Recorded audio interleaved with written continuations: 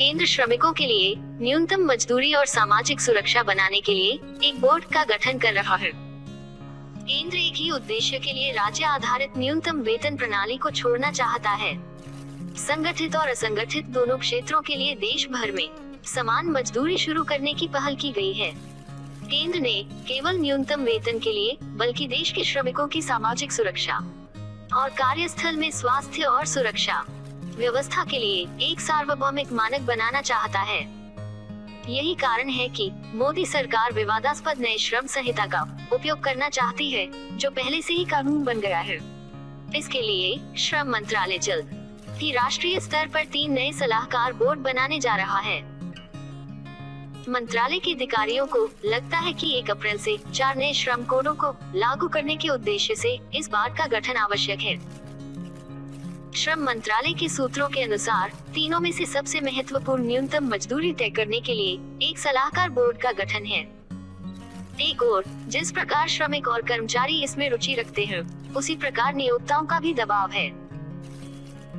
Board का प्राथमिक लक्ष्य है देश में समान काम के लिए न्यूनतम मजदूरी समानता बनाए रखना है। जोनल नया कोड देश को 5 नए क्षेत्रों में विभाजित करता है। मुख्य लक्ष्य प्रवासी श्रमिकों की संख्या को कम करना है। मंत्रालय लॉकडाउन के दौरान प्रवासी श्रमिकों की दुर्दशा देखने के बाद इस विचार के साथ आया। पहले चरण में वे न्यूनतम मजदूरी कानून के दायरे में कम से कम 50 करोड़ श्रमिकों को लाने का लक्ष्य रखते हैं। उम्मीद है कि राज्यों के प्रतिनिधियों को भी उस सलाहकार बोर्ड में जगह मिलेगी। सरकार के बाहर विशेषज्ञ भी होंगे। अपने दायरे के मामलों पर इन 3 बोर्ड से परामर्श करने के बाद श्रम मंत्रालय नए कानून के तहत नियमों को अंतिम रूप देगा और अगले 3 महीनों के भीतर एक अधिसूचना जारी करेगा।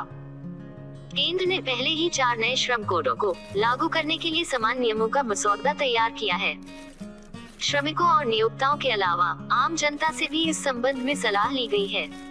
वह सब सलाह उस सलाहकार बोर्ड को भेजी जाए। बोर्ड द्वारा सलाह देने के बाद मंत्रालय 31 जनवरी से पहले अंतिम नियमों को प्रकाशित करेगा।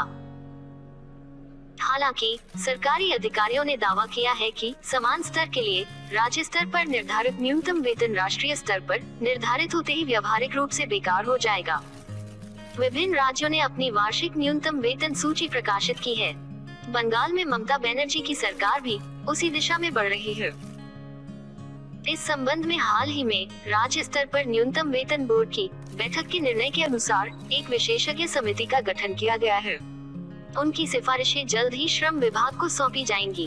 अब यदि देश में समानता को बनाए रखना है तो राज्य श्रम विभाग के अधिकारियों का मानना कि राज्यों की पहल व्यावहारिक रूप से भविष्य में मर जाएगी।